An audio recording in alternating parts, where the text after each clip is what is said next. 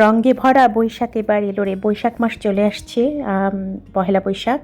তো যথারীতি আমরা তো একটু বাঙালি, একটু তো বৈশাখ উদযাপন করি।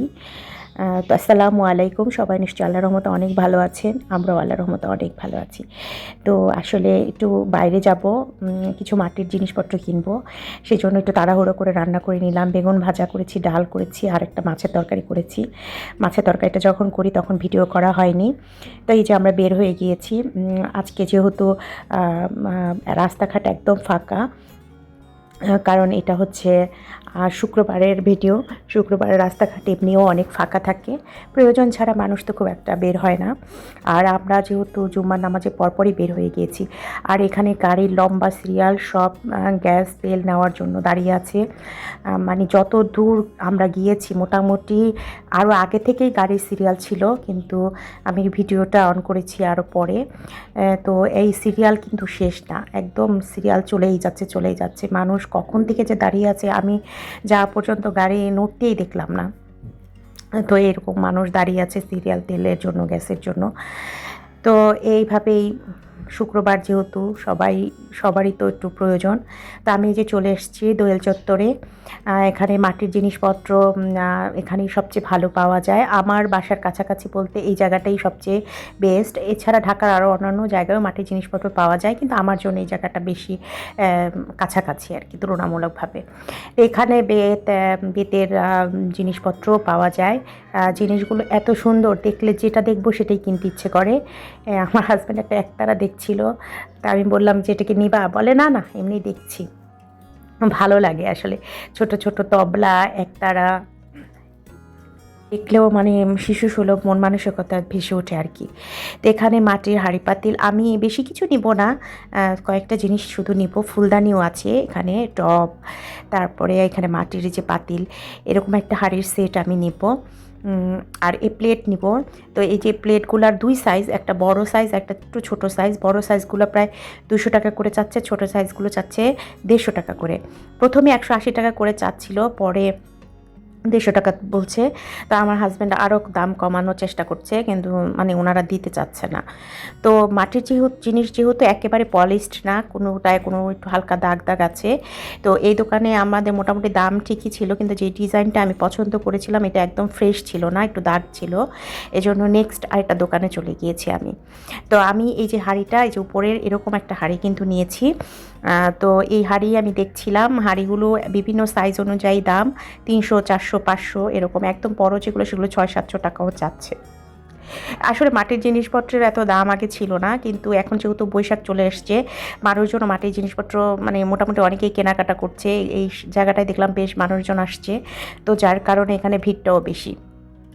তো এর পাশেই একটা অর্নামেন্টসের দোকান ছিল, আমি সেখানে ঢুকে গেলাম।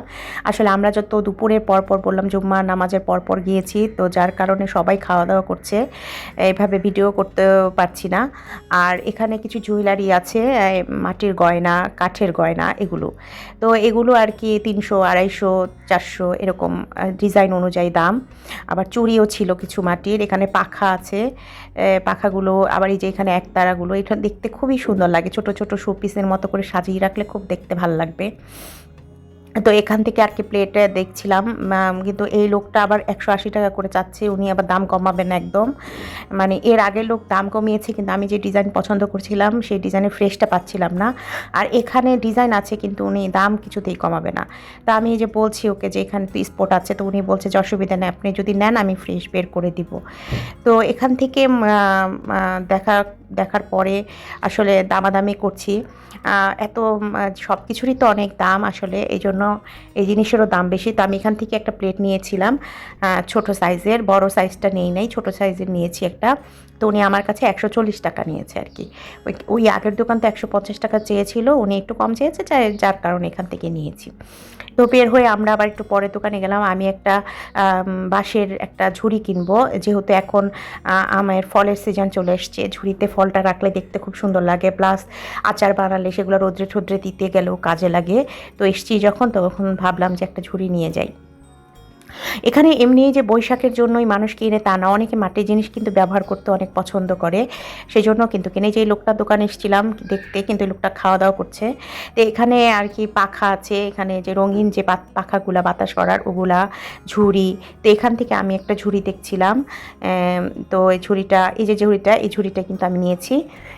এই ঝুড়িটা আমার কাছে নিয়েছে হচ্ছে 250 টাকা। তো এখান থেকে যাওয়ার পথে আমি আবার দেখছি যেগুলো মানুষের দেয়ালে সাজিয়ে রাখে, এখানে অনেক ফ্লোরে ম্যাটও আছে, সব কিছুই পাওয়া যায় মোটামুটি। আর এই যে এখানে অর্নামেন্টসের দোকানগুলো এসেছিলাম, এখানে চুড়িগুলার দাম জিজ্ঞেস করছিলাম। চুড়িগুলা 200 টাকা থেকে 350-300 এরকম দাম। অর্নামেন্টসগুলোও ছিল, মালা ছিল বিভিন্ন নেপালি জুয়েলারি টাইপের। তারপর এখানে কিছু কাঠের মালাও ছিল, মাটির মালাও ছিল, সুন্দর। এগুলো বৈশাখের শাড়ির সাথে পরলে অনেক ভালো লাগবে। মাটির চুড়িও ছিল। তো অনেক সুন্দর সুন্দর কালেকশন এসছে। আমি অনেক দিন পর অবশ্যই এখানে এসেছি। তো আমাদের মোটামুটি কেনাকাটা শেষ। শুধু আমি একটা জগ কিনবো। জগ ওই আগের দোকানে জগ ছিল না, একটা দোকানে ছিল, সেটার আবার ডিজাইন পছন্দ হয়নি।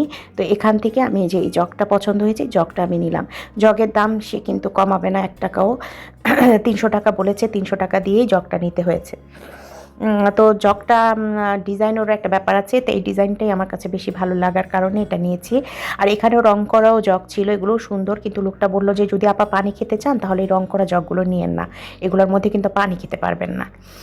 তো যার কারণে এই জগটা নেওয়া হয়নি। এখানে এই যে অনেক ডিজাইন করা ফুলদানিও ছিল, এগুলো অ্যাম্বুশ করার, রঙের কাজ করা। এই ফুলদানিগুলো কিন্তু অনেক সুন্দর। এবার এখানে হিন্দু ধর্মাবলম্বীদের, বৌদ্ধ ধর্মাবলম্বীদের মূর্তিও আছে, বৌদ্ধ মূর্তি, তারপরে ওদের সরস্বতী মূর্তি। আবার এখানে যে আল্লাহ রাসুলের নাম লেখা ফুল, বিভিন্ন লতা পাতা দিয়ে সাজানো ওয়ালমেটগুলো পাওয়া যায়। এই যে ঢোলটা আমার খুব পছন্দ হয়েছিল, আমি একটা আমার ছেলের জন্য আনতে চেয়েছিলাম, হাজব্যান্ড আমাকে বকা দিতে যাও, তাই এগুলো নেওয়ার দরকার নেই। তো এইগুলো বললো, তার জন্য আমি আবার বের হয়ে চলে আসলাম। এখানে অনেক সুন্দর সুন্দর পাখা, আসলে যেটা দেখেন সেটাই কিনতে ইচ্ছে করে, এত সুন্দর সুন্দর জিনিস, কিউট কিউট জিনিস। তা আমাদের এই কেনাকাটা শেষ, তা আমরা বের হয়ে গেছি। এই যে যাওয়ার সময়ও দেখেন গাড়ির সিরিয়াল, এগুলো সব তেল গ্যাসের জন্য সিরিয়াল দিয়ে রেখেছে।